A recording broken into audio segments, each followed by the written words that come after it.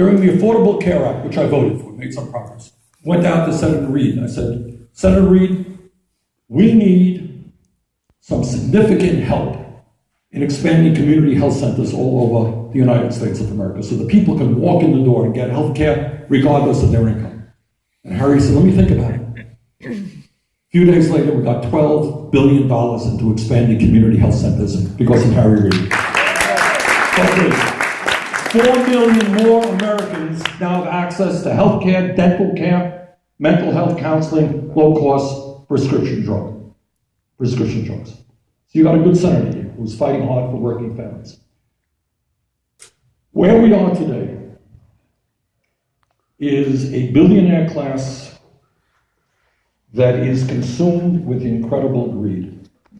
And they are prepared to destroy the middle class and working class in this country. They have significant control over the media, so that when you turn on television, you hear very, very little discussion about the needs of working class people. You hear a whole lot of other stuff, but not about that. So where we are at right now, and you guys are doing fantastic, is to create a movement which brings people together, which makes sure that workers earn dignity on the job, earn decent wages on the job, that their kids are protected, and that they have the kinds of wages that they need to bring up their families with dignity. That's what you're doing. But it's a tough fight. These guys have unlimited. When I mean unlimited, I'm talking about unlimited. Hard to imagine what that means. Unlimited sums of money. They're pouring money now the last 2 weeks of this election, millions of dollars. New Hampshire, all over this country. So we got to stand together, and we can't let them divide us. Now, how does a Republican Party win when their agenda is so right-wing that they basically want to give tax breaks to billionaires and large corporations and cut programs for the middle class and working families? How do you win? How do you win? You win by dividing people up. There are some people in this room who are like me who are pro-choice. There may be other people who disagree on abortion. There are some people in this room who, like me, believe in gay marriage. There are other people who disagree. There are some people who have positions on guns. There are some people who have positions on immigration or whatever. And what they do is try to divide people up so they can elect people who end up representing the wealthy and the powerful. Our job is to do exactly the opposite, is to bring people together around an agenda that says we got to fight to protect working families. Let me give you just a few of the things that we should be doing. Number one, real unemployment in America is not 5.9%. Real unemployment, if you include those people who are working part-time when they want to work full-time and who have given up looking for work, is close to 12%. You got kids, I got kids. Do you know what youth unemployment is in America today? Anyone know? 18. No, 20%. I said 18. All right, you're right. You heard a lot about Ferguson, Missouri? What you didn't hear is that African American youth unemployment is over 30%.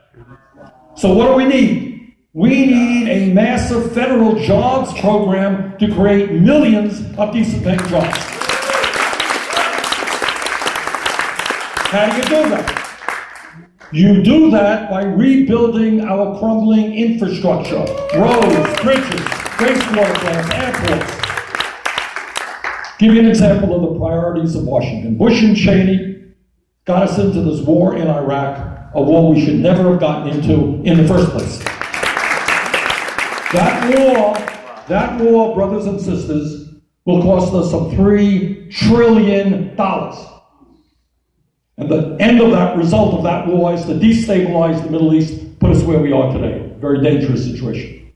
If we, instead of spending even $3 trillion, spend $1 trillion to rebuild roads, bridges, water systems, airports, rail systems, we can create 13 million decent paying jobs.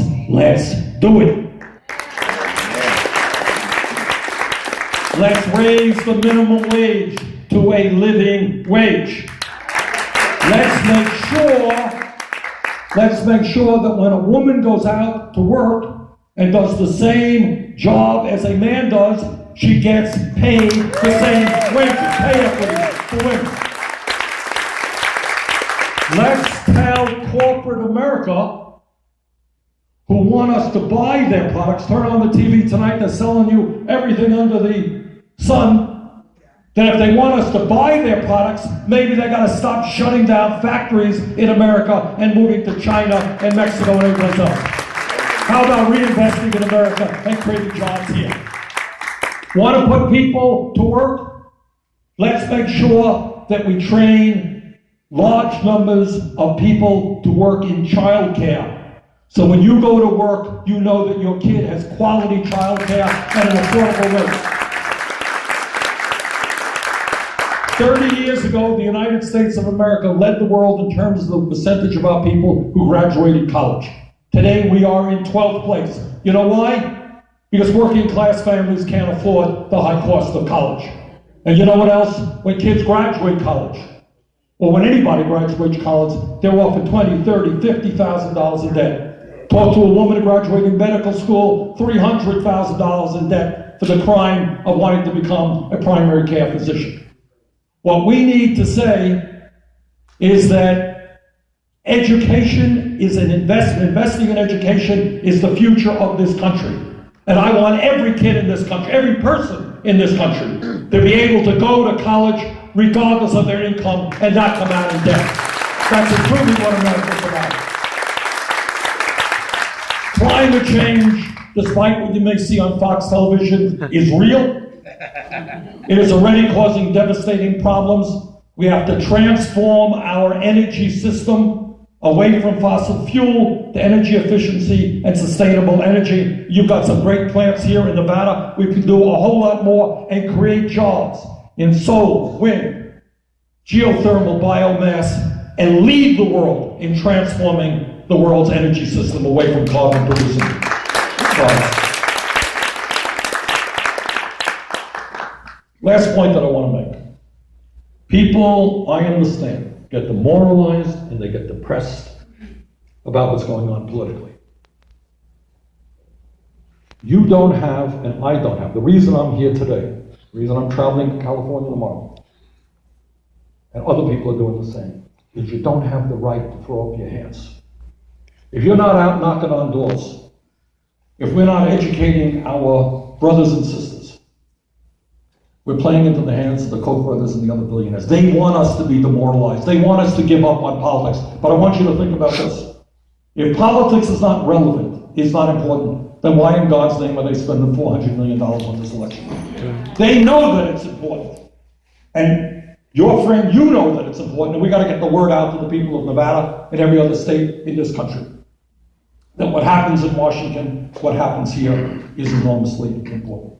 So I want to thank all of you. The trade union movement, historically in this country, has led the effort for social justice. We didn't get a minimum wage. We didn't get Medicare. We didn't get Social Security. We didn't get Medicaid. We didn't get affordable housing. Those things did not happen by accident. You know who led the effort? For every one of those, the trade union movement. That is why, by the way, Republicans want to destroy the trade union movement. Because they understand that when workers are organized, fighting for justice, that is a counterbalance to the billionaire class, and that we can beat them.